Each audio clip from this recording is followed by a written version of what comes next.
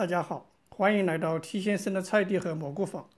2023年，我有一期视频专门介绍了冬枣是当今最流行、最好吃的宣食枣，但是要往冬枣树结枣子却是一件很有挑战性的技术活。过去2年，我用汗水和耐心验证了一个扎心的事实：倘若仅依赖自然授粉，冬枣树基本上不会结枣子。具体来说，我的冬枣树在去年和前年分别仅产出1颗枣子，你没有听错，一棵树一整年产1颗冬枣。好消息是，今年的冬枣树终于开挂了，虽然还谈不上硕果累累、枝头压弯，但整体上已有了质的突破，可喜的丰收，我非常高兴。如果说往年的1颗枣是全凭运气，今年的丰收应该就是科学种植的结果。下面就来和大家介绍我所采用的技术关键、操作细节，并展望明年的方案。技术关键总结起来就是雌霉素加黄鸽。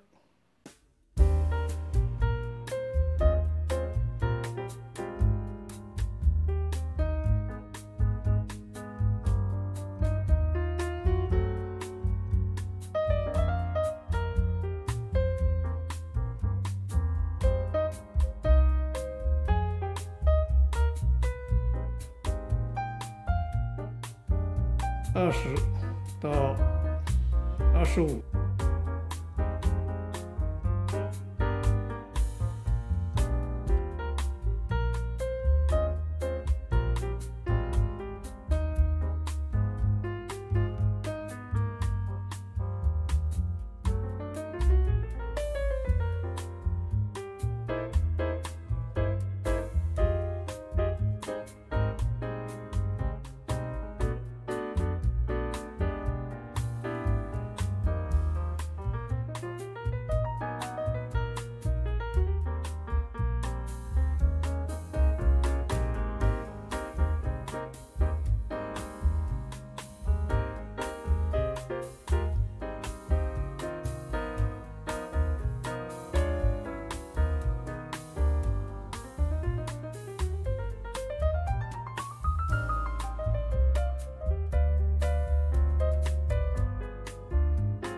说法就是当你前面第一朵花已经开始脱落了，像这枝花就是开始脱落了，现在这里的花已经脱落了。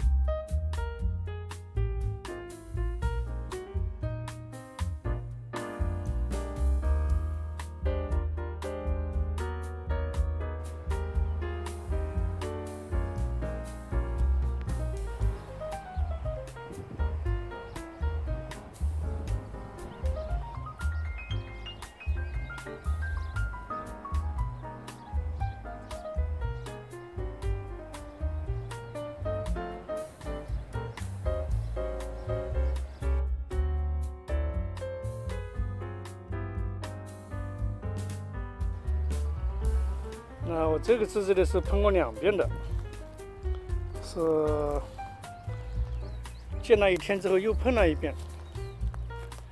这上面的，你看这个挂花还蛮那个的，这个还蛮显著的。这个，最大的一个已经长这么大了。那我这边呢，只是喷了1遍。喷了1遍就看着上面就明显的少一些，也零零星星有几个，这个都已经成型了，这也是都是喷了1遍的，喷了1遍已经有很明显的效果，但是呢，喷2遍可能更好一些。那这是喷了1遍的。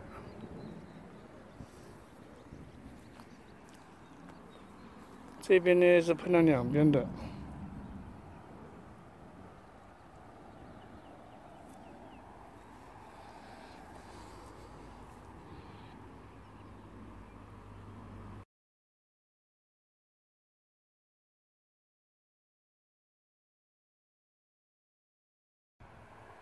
今天是7月29号，我们来把冬枣黄葛和没有黄葛做个对比。在我面前，左边这个枝子是仅喷了雌霉素，没有做黄葛。那这个枝子呢是又喷雌霉素又黄葛的。那我们看黄葛的枣子明显要多一些，而且这些枣子也进入成熟状态了。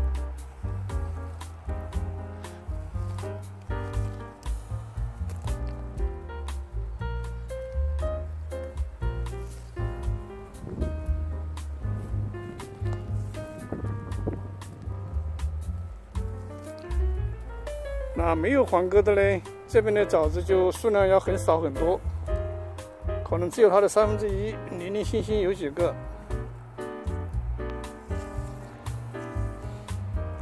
可见雌霉素早期是能够促进它结果子，但是呢，却不能保住它果子的一直到成熟，后面裸果还是蛮严重的。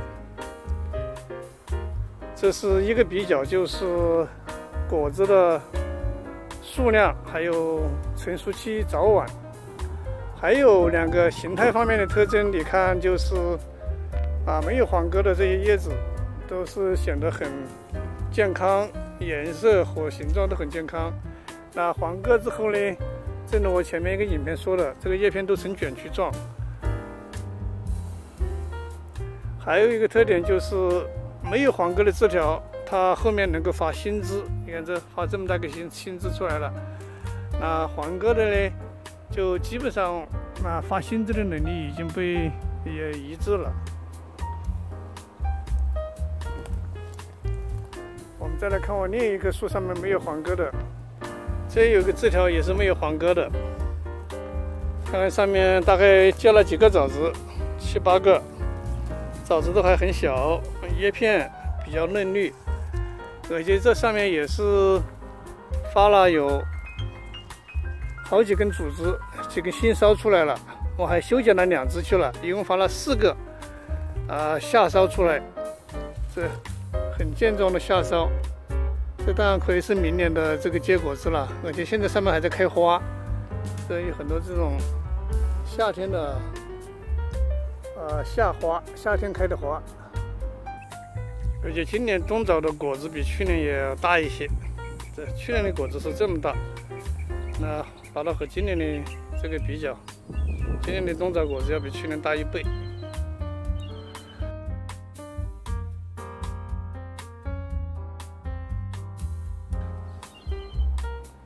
这个已经是成熟了，